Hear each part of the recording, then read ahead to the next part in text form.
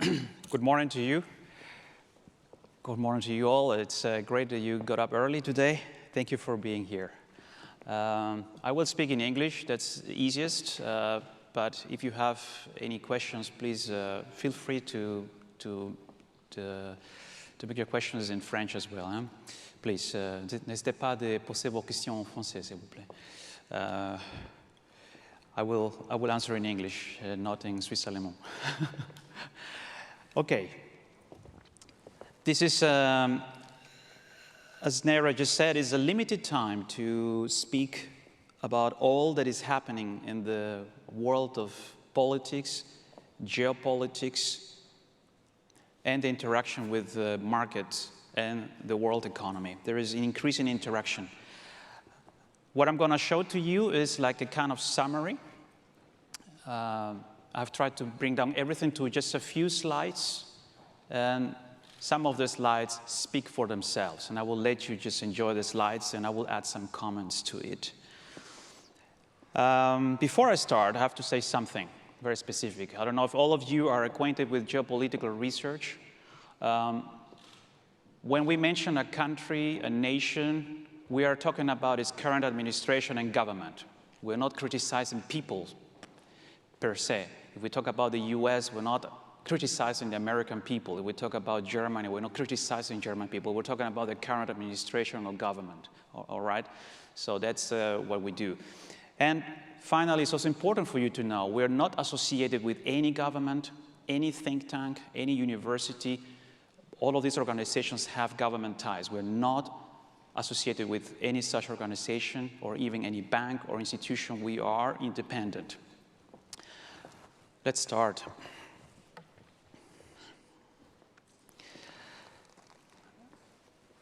We're going to show you two risk barometers that changed this year and gave us an indication that we should be cautious. Later, I will show you key predictions for the next decade. This is my style. I don't like to keep the suspense until the end. I will show you basically our main predictions for the next decade now. That will be very early on, point number 3. So if you are in a hurry, you could leave after that if you want. Then we'll go to global macroeconomic trends, the key ones, global geopolitical trends, the most important ones. And we will hopefully have a bit of time to mention some other factors that are joining this global convergence. We have a global convergence of macroeconomic trends, geopolitical trends, and even some geophysical trends. Everything is coming together. In effect, the world has not been addressing its crises and issues and imbalances for over 20 years. Thanks to our global currency system, governments have not been addressing the issues and the problems, and guess what? They are all coming together now, and it's starting.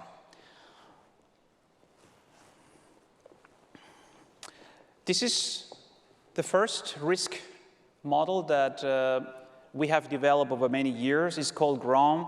It's Global Risk Overlap Method. It doesn't look just at one particular area. It looks at 20 different areas, and this is just the most important ones that you see. We look at the level of risk in every one of those areas. We monitor it, but that's not it.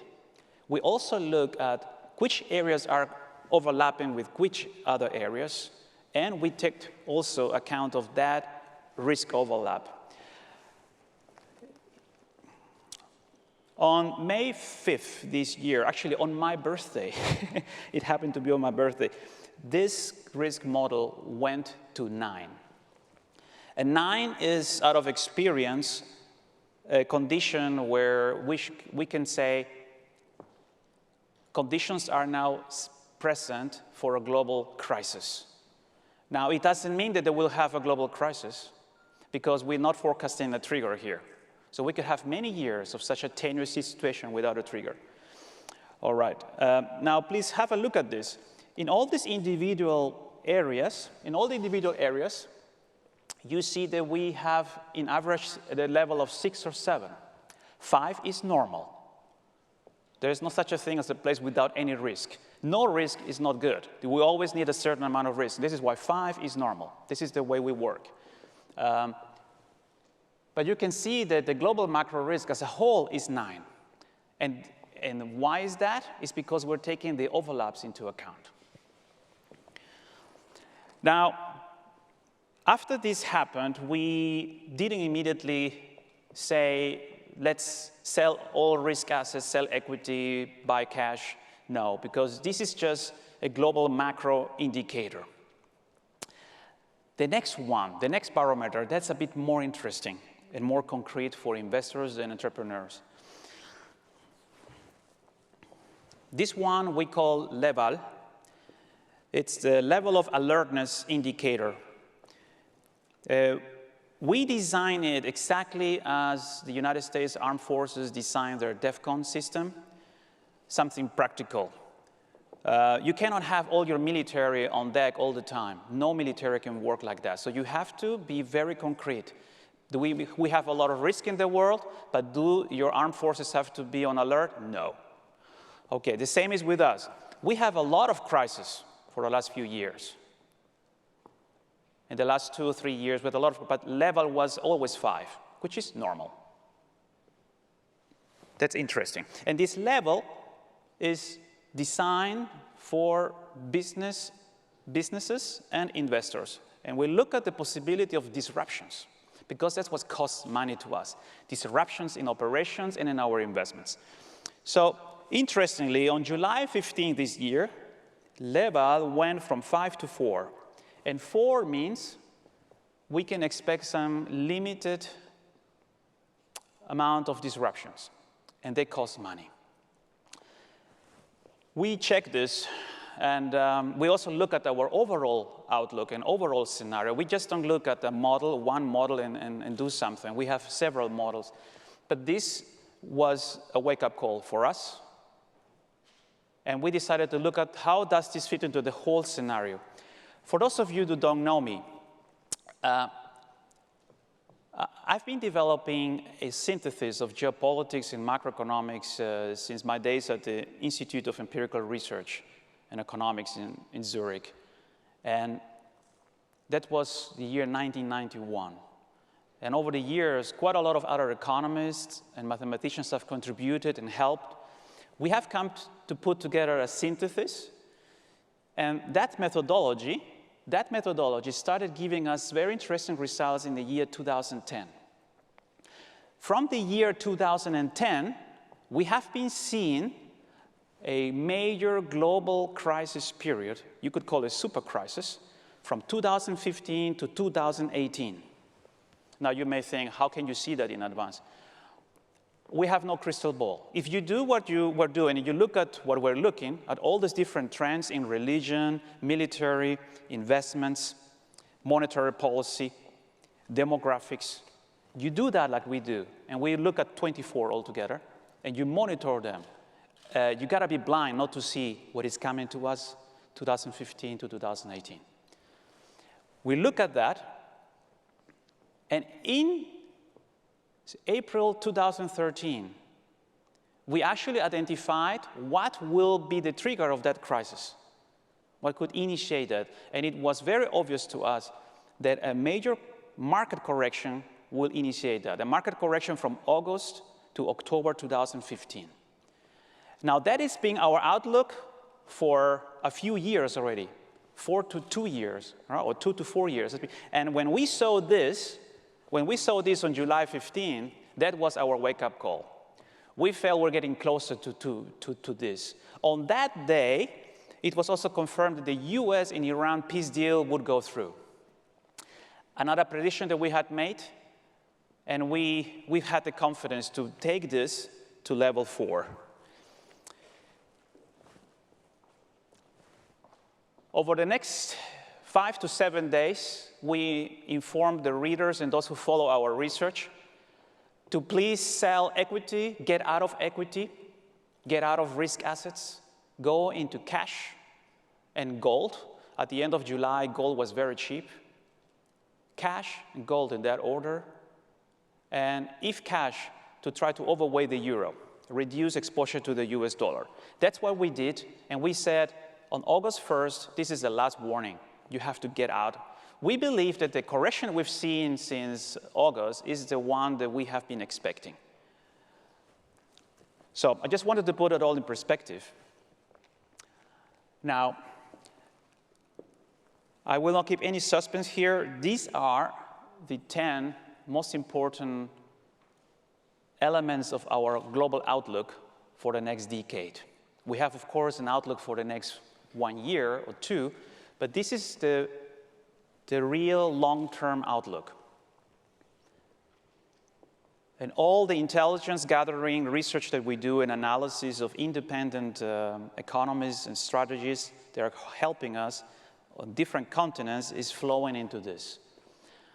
And what is also beautiful for you, it's all consistent with itself.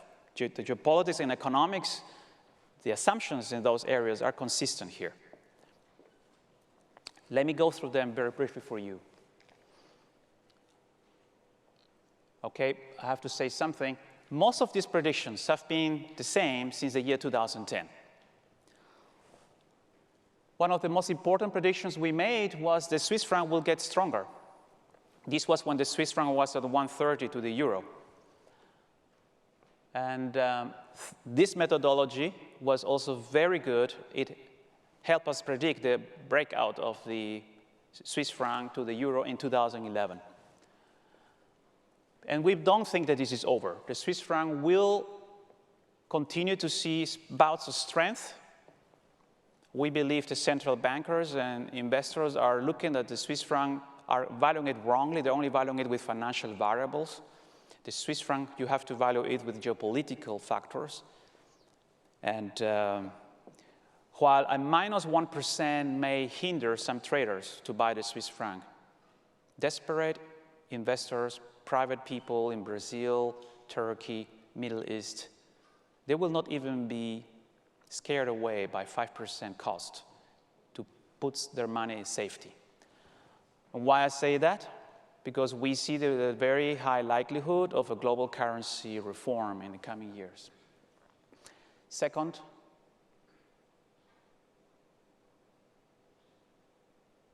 connection between imploding labor force and conflicts.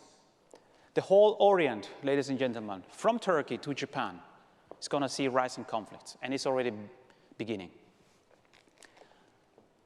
Point number 3 is something that we believe has already started. And I'm very glad, I think there might be some people here from the CFA Institute who attended our presentation in June 2013 when we announced that.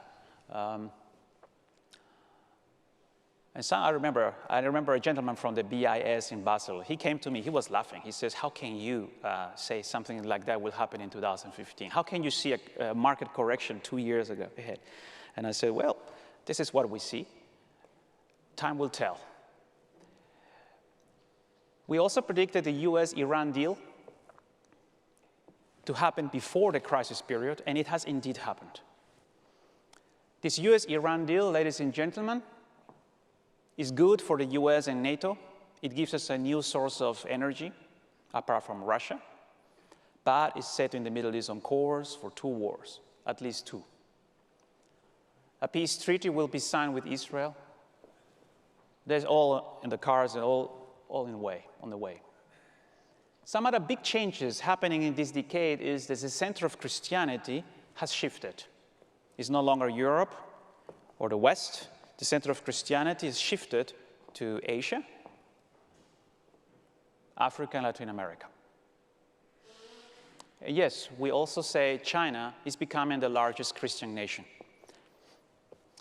Might shock some of you, but I believe that we underestimate the dramatic social changes taking place in the world today. We think that we have the moral code that leads the world. The world is changing faster than many think.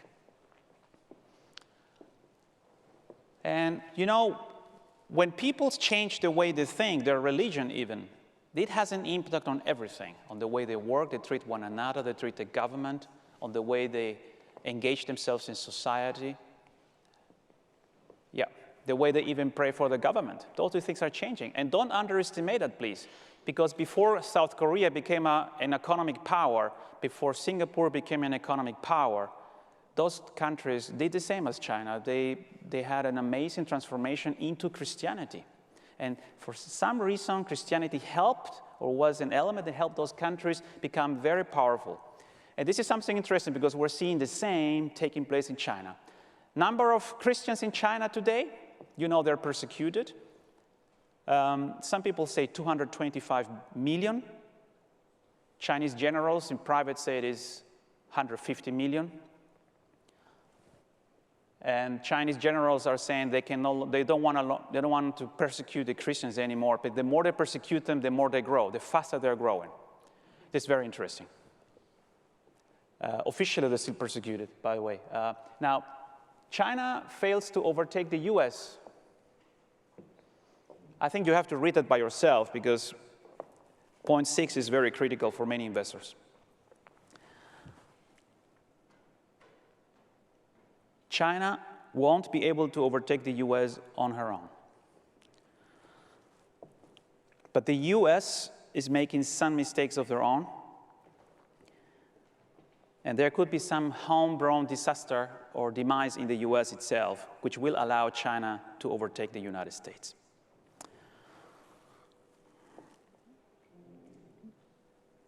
Debasing of paper currencies, I won't talk too much about that, but I want to tell you there's a lot of people that criticize the Fed, so I won't add to that. One thing I want to add is please prepare yourself, your families, your businesses, and banks for a global currency reform that is coming, and also for a massive, massive transfer of wealth. Point number 8 is important. We also predict the phasing out, the demise or the downfall of democracy and market economy on a global scale, and it has begun. I tell you very honestly, not many economists can speak openly, but I'm independent, and I talk to other independent economists. I don't find any independent economy that sees a lot of market economy these days. Since the year 2009, policymakers, regulators are fixing the yield curve, market prices, even volatility, supply. Market economy seems to me starts weakening from the year 2000 and was actually switched off in 2009. And democracy has been hijacked. Hijacked by whom? By us. This generation and the one that is older than us. We have hijacked democracies thanks to the demographics. We, the older people, 50 or higher, we are the majority. And guess what? We now dictate how the politics should go. We don't want to give up our entitlements. So who is suffering? The young generation. And you can do it a little bit, but if you overdo it, you bring an end to our system. Point 9 is important. For years now, there are large-scale preparations for extraordinary natural catastrophes and events. And do not expect, don't invest too much of your time in that. Governments have the duty, responsibility not to talk or write about that. That's national security. Russia and Germany should move closer again. And we believe the Arctic route and the Indian Oceans are going to be game changers. This is basically the most important message that we had for you, that slide with the 10 elements for the global outlook, the next 10 years. What is following now is just kind of feeding or building a base for what I just said. All right. Here, the key global macroeconomic trends. And after that, we will look at the geopolitical trends. Those people who have listened to me at Zurich University or at the CFA Institute in recent 5 years, they may be bored because for over 5-6 years, I'm using the same slides. But this is just the way I do. I'm not changing the content so often. Yeah.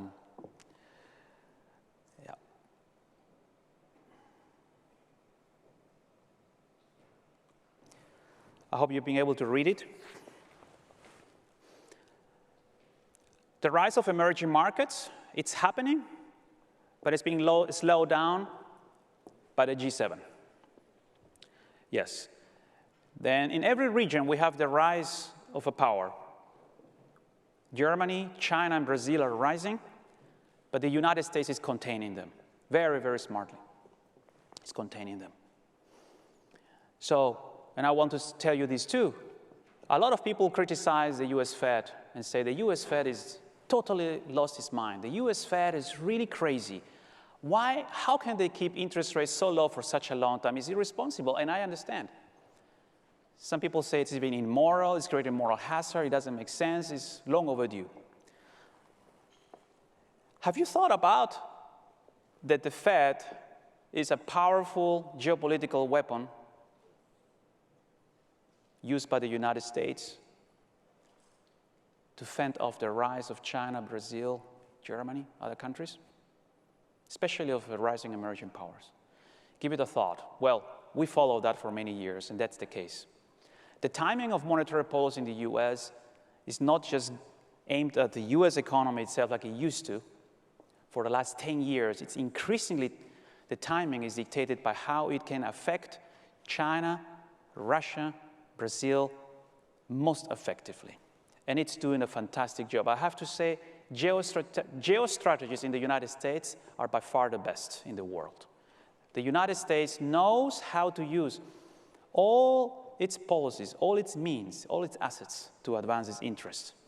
And this is no conspiracy theory. We don't use any conspiracy theories. We believe it's normal that every nation tries to advance its interests, and they all do. I would like you to please go through this by yourself.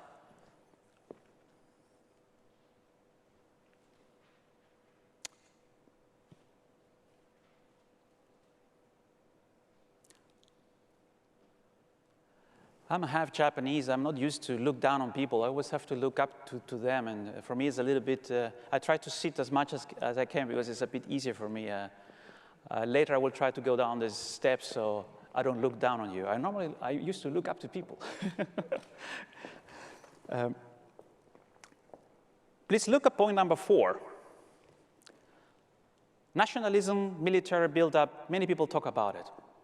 But the biggest problem with that is it destroys trust. China gets along with Germany, gets along with Brazil, but the neighbors around China in Asia don't talk up to China anymore. They're highly suspicious of China. You can say the same about Brazil. Trust in your neighborhood is disappearing. Demographics, we've mentioned that before. All right. Point number 9 is interesting. Re-emergence of the United States. But I have a message for you. The US is very proud of its cost competitiveness, but I think they're overdoing it. Economics is something very complex. The Phillips curve is a good concept. Cost competitiveness is a good concept. Shareholder value, also a nice concept. But when you drive on them singularly, focus on them extremely, you go into disbalances.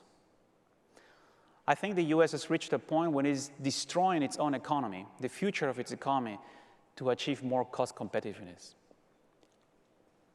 How cheap has energy to be cheap enough?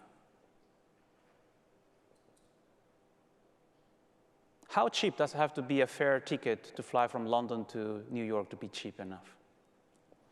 I think our extreme focus on cost competitiveness and cheapness is destroying our economy.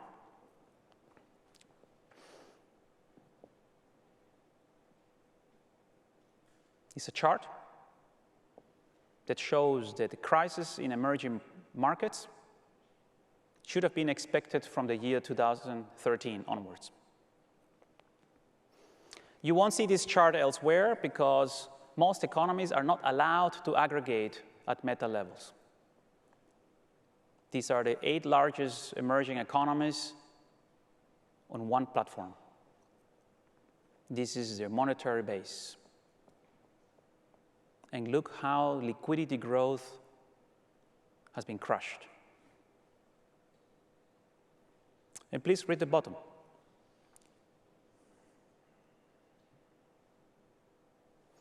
Geopolitical tensions. Yes. The liquidity squeeze exacerbates the macroeconomic inefficiencies and the bottlenecks. The result, more geopolitical tensions. Very serious stuff.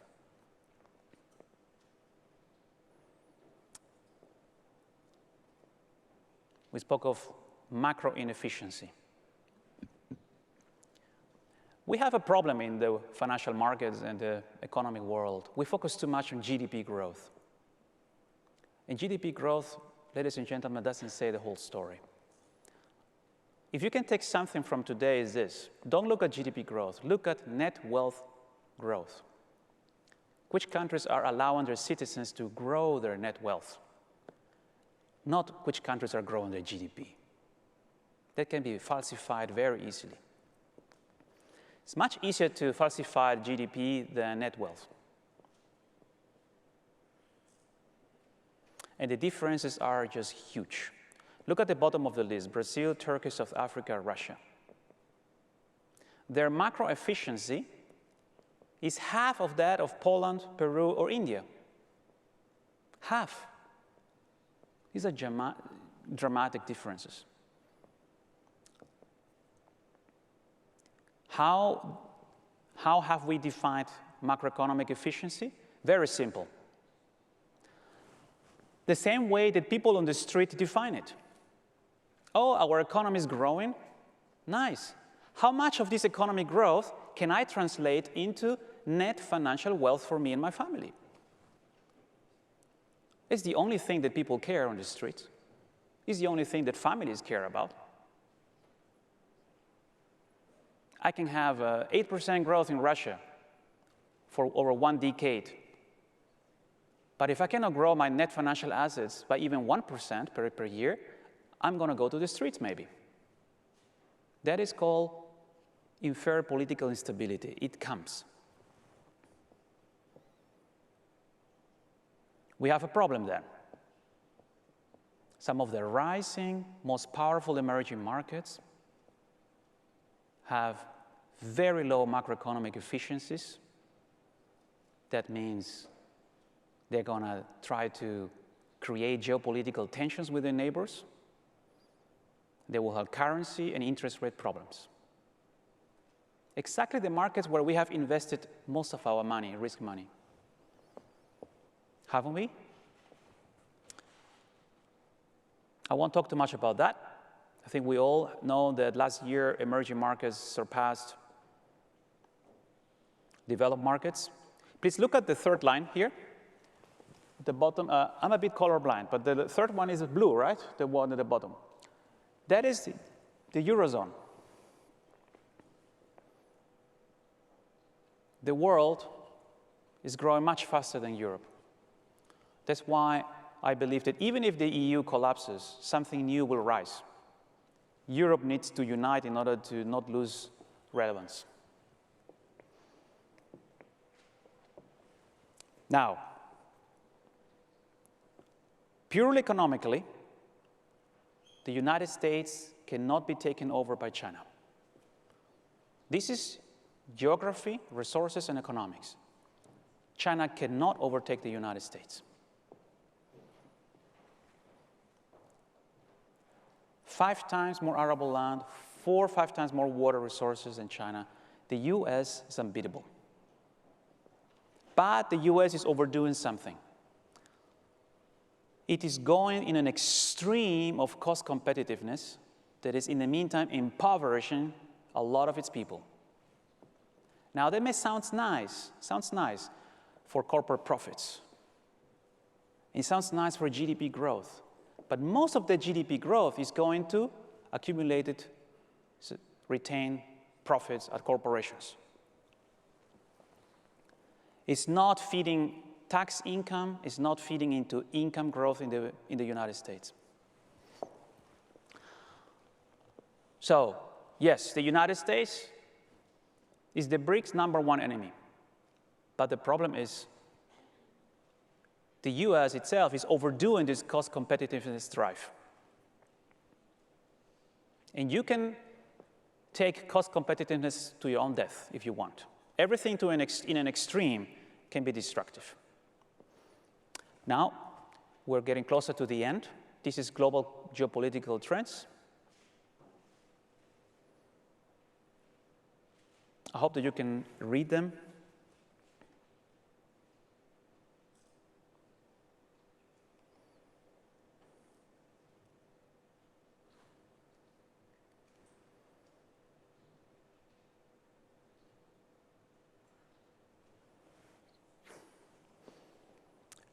We've talked about a few of them. I will just mention here China's first strike nuclear capability. Very important. If you understand that, you will know why there is going to be a growing interdependence between China, Russia, and Germany in years to come. And you see how the United States is actively trying to distance the three of them as much as the US can. It's in the US interest. The US is mobilizing its armed forces to the Pacific theater to contain China, but also to the homeland. China and Russia are competing with one another. This is just the Far East. These are the unresolved, simmering conflicts in the Far East. A lot of them. And why is it that we don't see much about this? I'll tell you very simply, jobs.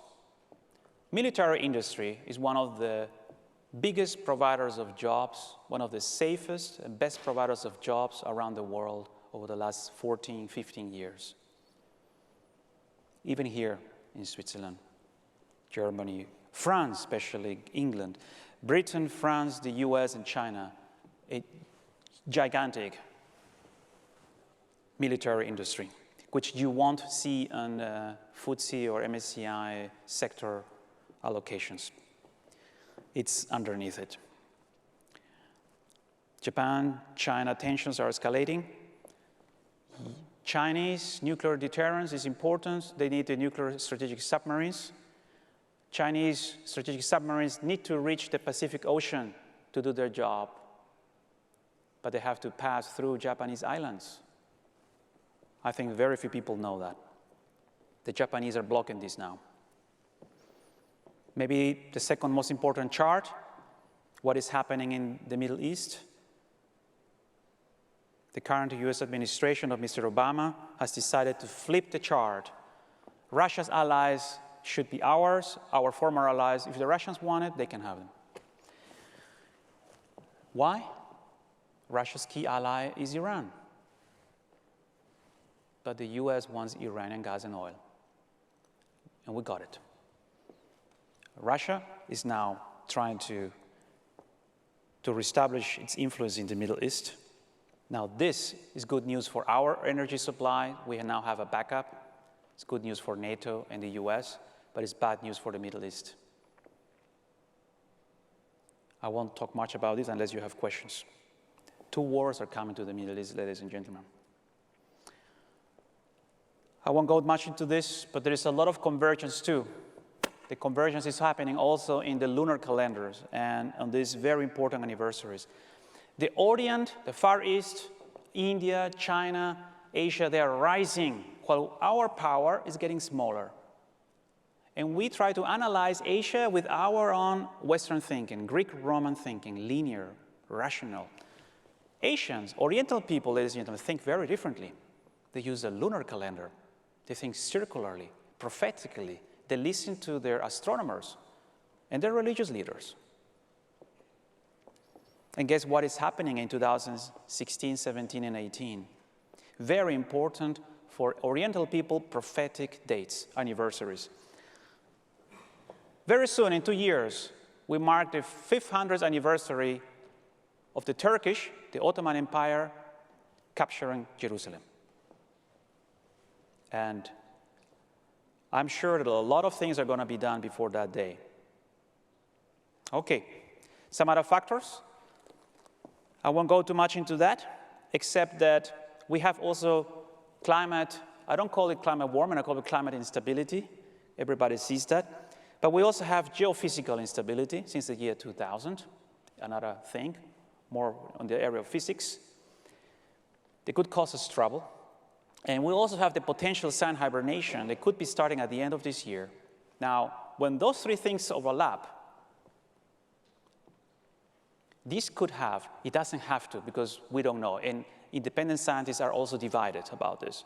But if those things converge, we could have a decimating effect on the northern hemisphere. And can I tell you what? If you diversify by sectors and countries, try to change that. Try to diversify also in hemispheres. There are powerful atmospheric, geophysical, natural phenomena that affect only the northern hemisphere, where most of you have all its assets. I look at many clients' portfolios. 80, 90% of that is in the northern hemisphere. A climate cooling by sun hibernation would decimate the northern hemisphere. That's it. I thank you all for your attention. Thank you.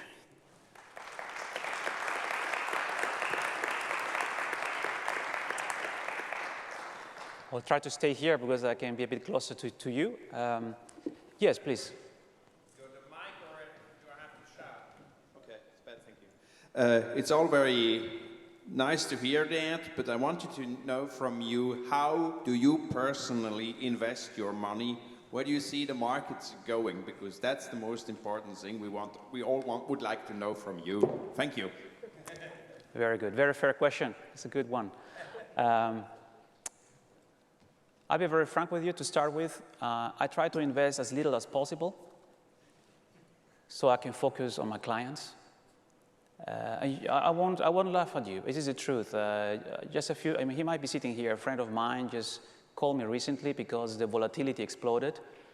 And I was recommending my clients to buy volatility. And he said, Christian, you did it.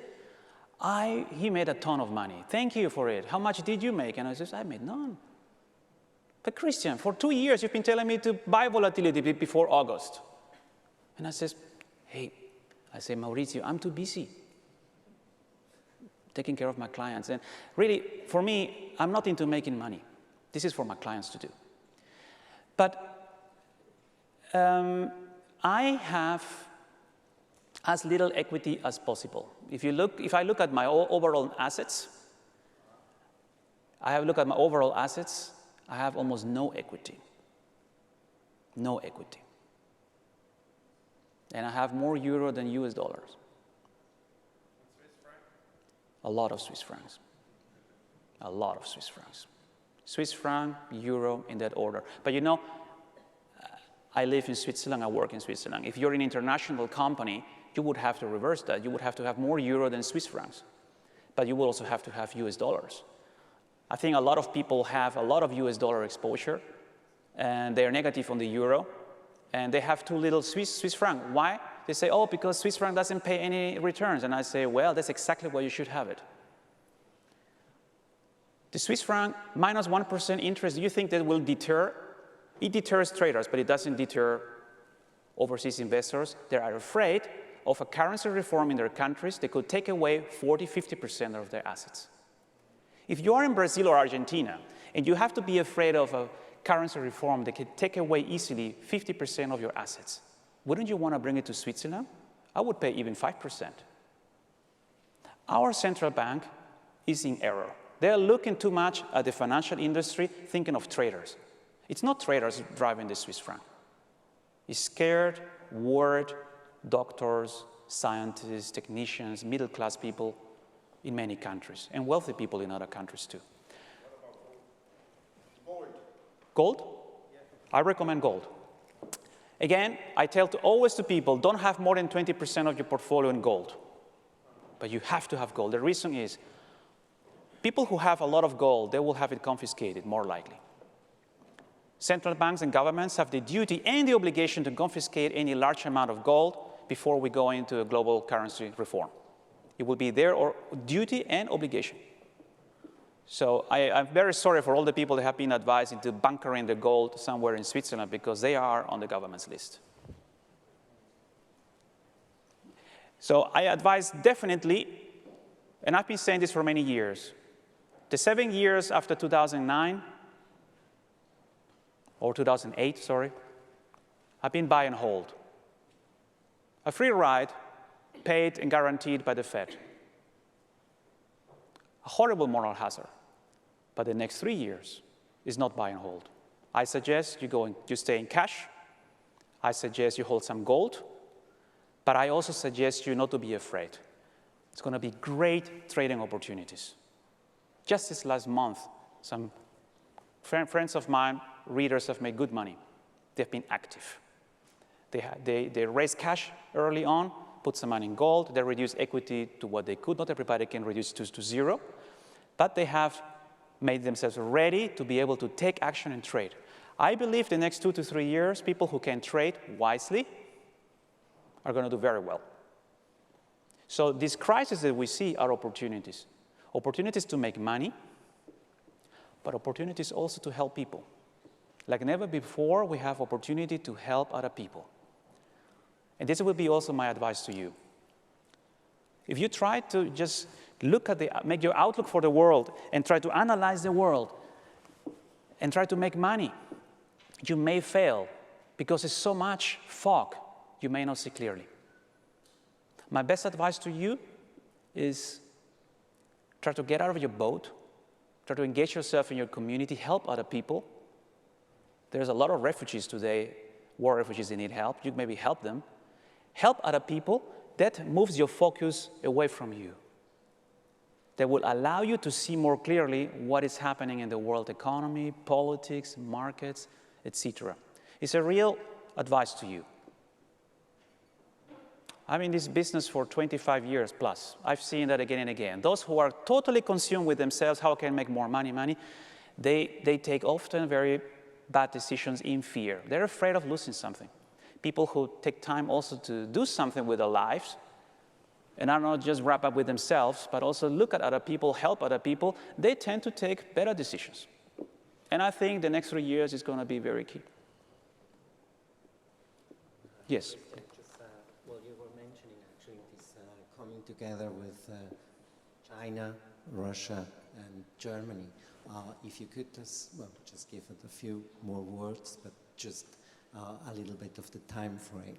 Yes, very good. Because that doesn't seem to be the case right now. It is already, interestingly that you asked this question, it is already happening, but there is no one focusing on it. I would say almost no one. And media is not shedding light on it either.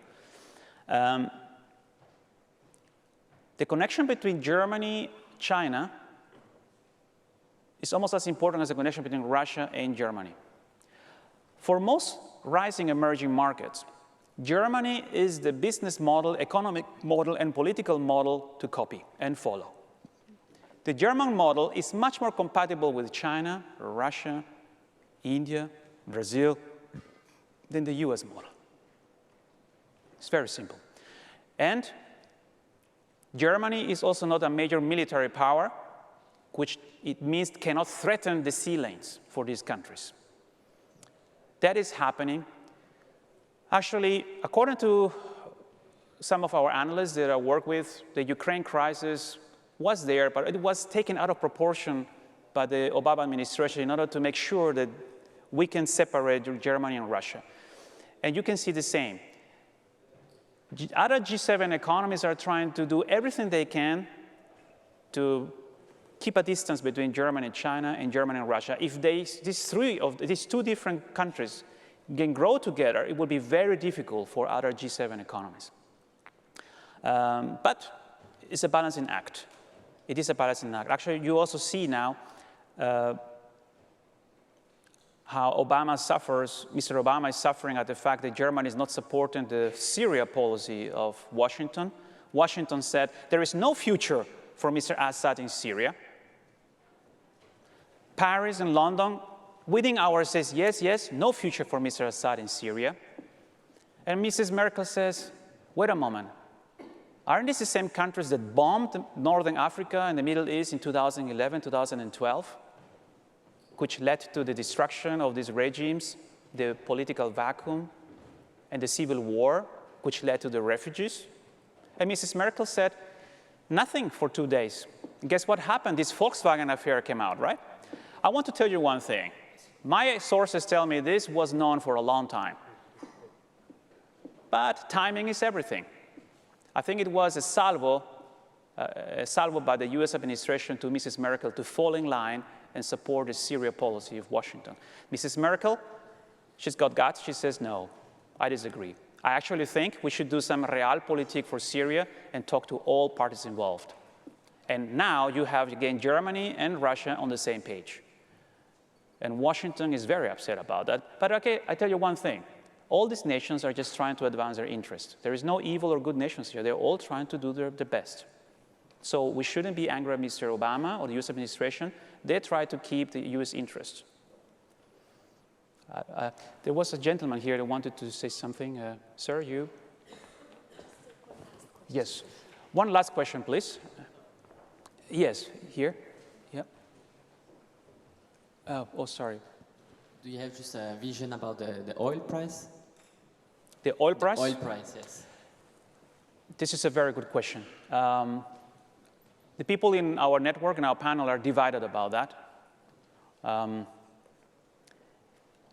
Those on our panel, or in my network, they are following geopolitics. They expect oil prices to remain very low. But as these conflicts in the Middle East spike, oil price is going to do a massive spike and will create a big vola event in financial markets. Those on us who are doing more strategy and just economics, also independent researchers, they believe oil price is going to stay low and even headed lower. And those of us who are in science, they believe technology is advancing so fast, ceteris paribus, prices can still drive lower, thanks to technology advances in the United States. Now, I personally think we have to be open for those three scenarios. I have to say, if you have some more questions, I will be outside. And I want to again thank you for your kind attention. It's very kind to be here. Thank you very much, Christian. Please do feel free to ask all your questions in English or in French in the foyer of the Bâtiment des Forces Motrices. Thank you so much.